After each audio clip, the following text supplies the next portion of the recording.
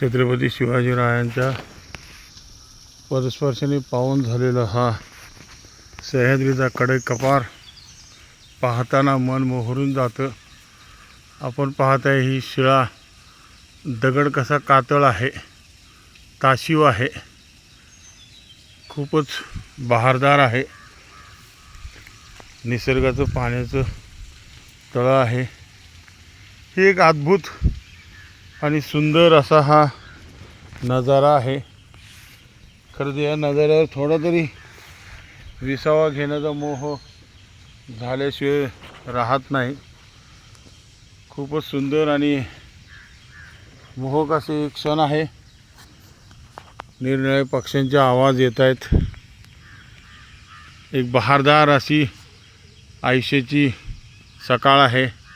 सर्व मित्रांनी याचा फायदा घ्यावा.